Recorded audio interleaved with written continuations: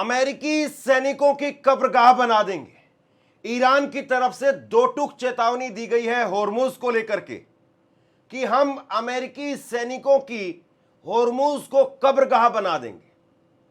दूसरी बड़ी खबर जो आपको बताने जा रहा हूं, डोनाल्ड ट्रंप ने 5,000 सैनिकों को बुला लिया है, वापस बुला लिया है डोनाल्ड ट्रंप ने 5,000 सैनिकों को। और सबसे बड़ी बात यह है, इस युद्ध में लगातार चारों तरफ से ट्रंप हारते जा रहे हैं। और ये 5,000 सैनिक कहां से बुलाए हैं, इसका क्या मैसेज है, क्या मायने हैं, इस पर विस्तार से बात करेंगे।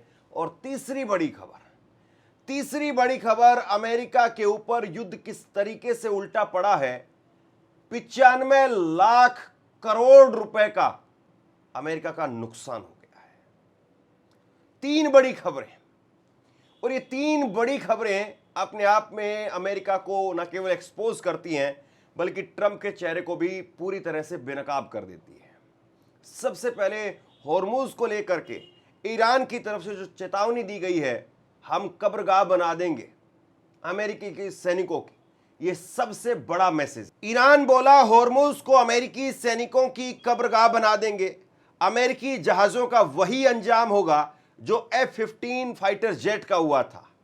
ईरान के सीनियर अधिकारी मोहसिन रेजाई ने अमेरिका को चेतावनी देते हुए कहा कि होर्मुज स्ट्रेट को अमेरिकी सेना की कब्रगाह बना दिया जाएगा। मोहसिन रेजाई पहले ईरान की रेवोल्यूशनरी गार्ड्स यानी IRGC में कमांडर रह चुके हैं। उन्होंने अमेरिकी सेना को समुद्री लुटेरा बताते हुए कहा कि अमेरिका दुनिया का इकलौता ऐसा पायरेट है जिसके पास में एयरक्राफ्ट कैरियर है। रेजाई ने पिछले महीने इस्फहान में एक अमेरिकी F-15E विमान गिराए जाने का जिक्र करते हुए कहा कि जैसे उस विमान का मलबा पड़ा था वैसे ही अमेरिकी जहाजों और सैनिकों का भी अंजाम हो सकता है। एक बात बिल्कुल साफ तौर पर समझी जा सकती है कि ईरान अभी भी आग उगल रहा है। ईरान कहीं से भी भीख मांगता हुआ, गिड़गिड़ाता हुआ नजर नहीं आ रहा है, बल्कि अभी भी ईरान आग उगलता हुआ नजर आ रहा है। यह साफ तौर पर दिखाई दे रहा है कि ईरान की तरफ से इस युद्ध को लेकर के किसी प्रकार की कोई नरमी नहीं है, और वो भी तब जब 2 महीने से ज्यादा हो गए हैं। ये इस वक्त में ईरान के तेवर हैं। और दूसरी बड़ी खबर, 5,000 सैनिकों को डोनाल्ड ट्रंप वापस बुलाने के लिए मजबूर हो गए हैं।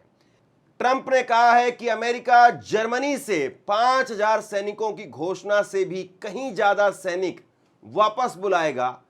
ट्रंप ने कहा कि आखिरकार अपने सैनिकों को घर वापस लाओ, हमें नाटो की जरूरत नहीं है, नाटो को हमारी जरूरत है। ट्रंप ने कहा कि हम सैनिकों की संख्या में बहुत बड़ी संख्या में कटौती करने जा रहे हैं और ये 5,000 से कहीं ज्यादा होगी। एक बात आप समझ लीजिए कि जर्मनी, जिसके पास में एक्टिव फोर्स की अगर बात की जाए तो कहा जाता है तकरीबन 36,000 सैनिक है, और उसमें से 5,000 नाटो सैनिक है। कुल मिलाकर के अमेरिका इस युद्ध में एक के बाद एक दाव हारता जा रहा है। कभी इटली की प्रधानमंत्री वो इनको खड़े खड़े सुना देती है, कभी ब्रिटेन के प्रधानमंत्री, कभी स्पेन के प्रधानमंत्री। कुल मिलाकर के इनके दुश्मन बढ़ते जा रहे हैं। कुल मिलाकर के डोनाल्ड ट्रंप के जो दोस्त थे वो खत्म होते जा रहे हैं। और सबसे बड़ी बात यह है कि अमेरिका के पास में, ट्रंप के पास में कोई ट्रंप कार्ड दिखाई नहीं दे रहा है। अब अमेरिका वो दूसरे देशों पर डिपेंड होता हुआ नजर आ रहा है। आप याद करिए, ट्रंप ने पहले भी कहा था कि जर्मनी, जापान, ऑस्ट्रेलिया, चाइना, ये सब अपनी फोर्स भेजें और होर्मुज को खुलवाएं। ये इस तरीके से गिड़गिड़ाते हुए ट्रंप नजर आए थे। लेकिन अब ट्रंप को लग रहा है कि हम जिस तरीके से हमें मदद नहीं मिली, उसके बाद में हम नाटो सैनिकों को वापस बुला लेंगे और उसके बाद में ये तमाम देश वो हमारे साथ में आकर के खड़े होंगे, मजबूरी में ही सही।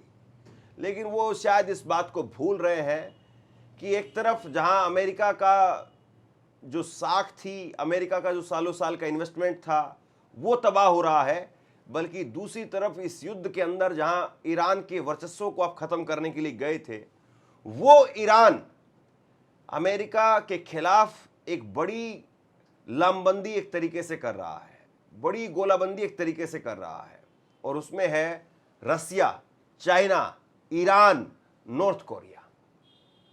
ये आप देखिए, नॉर्थ कोरिया के Kim Jong Un supreme leader वहां के, वो भी ईरान के साथ में खुल करके खड़े हैं। अमेरिका से उनका भी 36 का आंकड़ा है, और वो एक ऐसे आदमी हैं जिनके साथ में कोई उलझना नहीं चाहता है, क्योंकि ट्रंप भली भांति जानते हैं कि उनके पास में 15,000 किलोमीटर दूर मार करने वाली मिसाइलें हैं।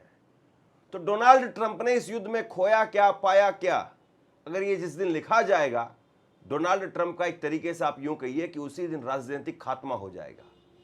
क्योंकि जिस युद्ध में वो गए हैं, उस युद्ध में उनको कुछ मिल नहीं रहा है, उल्टा सिवाय नुकसान एक के बाद होता जा रहा है। अब देखिए, 95 लाख डॉलर का नुकसान हो चुका है। अमेरिका का बहुत भारी नुकसान हुआ है, और ये कहीं और से रिपोर्ट सामने नहीं आ रही, बल्कि अमेरिका से ही रिपोर्ट सामने आ रही है। अमेरिका की ईरान के खिलाफ 28 फरवरी को शुरू हुई जंग 2 महीने पूरे हो चुके हैं। अमेरिकी राष्ट्रपति ट्रंप ने इसे छोटी और निर्णायक लड़ाई बताया, लेकिन अब हालात उलट दिखाई दे रहे हैं। जंग रुकी जरूर है, पर खत्म नहीं हुई है। इस जंग में अभी तक ईरान के 3600 से ज्यादा सैनिकों की मौत हो चुकी है, जिनमें 1700 से ज्यादा आम नागरिक हैं।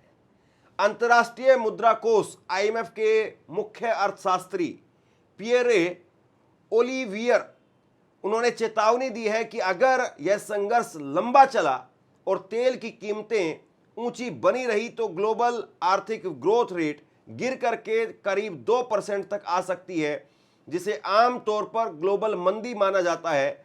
IMF ने बताया कि जंग से पहले उम्मीद थी कि इस साल वैश्विक महंगाई 4.1 से घट करके 3.8 हो जाएगी, लेकिन अब 4.4 तक पहुंचने की अनुमान है, पहुंचने की उम्मीद जो जताई जा रही है। आप देखिए कि महंगाई दर बढ़ रही है, आप देखिए कि ग्रोथ रेट वो कम हो रही है, और सबसे बड़ी बात यह है कि ये IMF के आंकड़े हैं। IMF के आंकड़े हैं, और ये आंकड़े अपने आप में डराने वाले हैं, अमेरिका को डराने वाले हैं और पूरी दुनिया को। हार्वर्ड की इकोनॉमिस्ट लिंडा बिल्मस का अनुमान है कि अमेरिका ने इस युद्ध पर करीब $1 ट्रिलियन यानी 95 लाख करोड़ रुपए खर्च कर दिए हैं। हालांकि अमेरिका सरकार ने $25 अरब खर्च करने की बात कही थी। दूसरी तरफ इस जंग में चीन और रूस को जबरदस्त फायदा मिल रहा है। मतलब जो अमेरिका के दुश्मन थे, उनकी 5 उंगलियां घी में है, और अमेरिका जो अपने दोस्त के लिए गया था, इजराइल के लिए गया था, या इजराइल के कहने पर इस युद्ध में कूदा था, आज अमेरिका की हालत बहुत खराब है। चीन इस जंग से अपेक्षाकृत मजबूत स्थिति में दिखाई दे रहा है। चीन ने पहले ही तेल के भंडार जोड़ रखे थे, और वैकल्पिक ऊर्जा पर भी कई दशकों से पहले से ध्यान दे रहा था। साथ ही अमेरिका की छवि कमजोर होने से उसे कूटनीतिक फायदा मिला। चीन की तेल कंपनियां और गैस कंपनियां भी मुनाफा कमा रही है। CNN के मुताबिक 6 बड़ी कंपनियां इस साल $94 अरब तक का फायदा कमा सकती है। इसके अलावा इस जंग से रूस की अर्थव्यवस्था को फायदा मिलता दिख रहा है। तेल और खाद की ऊंची कीमतों की वजह से रूस की कमाई बढ़ी है, साथ ही तेल की कीमतें तेजी से बढ़ रही हैं। तब अमेरिका ने समुद्र में मौजूद रूसी तेल पर कुछ समय के लिए पाबंदियां ढीली कर दी, जिससे सप्लाई बढ़ सके। इससे रूस को फायदा हुआ। अंतर्राष्ट्रीय ऊर्जा एजेंसी IEA के मुताबिक मार्च में रूस की एनर्जी कमाई गिर करके करीब दोगुनी होकर $19 अरब पहुंच गई, जो फरवरी में 9.75 अरब थी। कुल मिलाकर के चाइना की कंपनियां वो कमा रही हैं, रूस का तेल वो बिक रहा है। रूस का तेल जो जहाज में कई महीनों से समुद्र के अंदर फंसा हुआ था, पड़ा हुआ था, चांदी हो गई है। रूस उल्टा एक तरीके से आप यूं कहिए बोली लगा करके तेल बेच रहा है, और जो $120 प्रति बैरल तक क्रूड ऑयल पहुंच चुका है, वो सिर्फ कागजों में है। यह कहा जा रहा है हकीकत में क्रूड ऑयल की कीमत फिजिकली अगर आप देखें तो $140 प्रति बैरल क्रॉस कर चुकी है। यानी जब मौके पर लेने के लिए जाते हैं तब क्रूड ऑयल महंगा मिलता है। ये कागजों में है कि $120 है। यानी कागजों में इसलिए है क्योंकि बाजार किसी तरीके से गिरने से बचाया जाए। लेकिन अंदर की खबर अब निकल करके बाहर आ रही है, रसिया और चाइना का जबरदस्त फायदा हो रहा है। चाइना की कई बड़ी कंपनियां वो मुनाफा कमा रही है। वहीं दूसरी तरफ अमेरिका में महंगाई बढ़ रही है, आम अमेरिकियों पर इसका असर पड़ रहा है। जंग से अमेरिका में पेट्रोल, हवाई टिकट और कई सर्विसेज महंगी हो गई है क्योंकि कंपनियां अब कीमतों में फ्यूल सरचार्ज जोड़ रही है। महंगाई दर फरवरी के 2.4 से बढ़कर के मार्च में 3.3 हो गई है। लोगों का भरोसा, कंज्यूमर सेंटीमेंट तेजी से गिर रहा है। ब्रूकिंग्स इंस्टीट्यूट के मुताबिक अमेरिका की अर्थव्यवस्था काफी हद तक तेल पर निर्भर है। वहीं रिन्यूएबल एनर्जी जैसे सोलर, विंड में निवेश अभी भी कम है और यही अब कमजोरी बन रहा है। तो कुल मिलाकर के सनम बात यह है कि डोनाल्ड ट्रंप वो अकेले नहीं डूब रहे हैं, डोनाल्ड ट्रंप की अकेले रेटिंग नहीं डाउन हो रही है, बल्कि पूरी अमेरिका को लेकर के डूब रहे हैं। अब देखना यह है कि ट्रंप क्या करते हैं और किस तरीके से अपने आप को बचाते हैं। शेयर कीजिए इस खबर को और आप क्या सोचते हैं नीचे कमेंट सेक्शन में लिख करके जरूर बताइए। इस वीडियो को लाइक कीजिए और चैनल को सब्सक्राइब जरूर कीजिए। शुक्रिया, थैंक यू।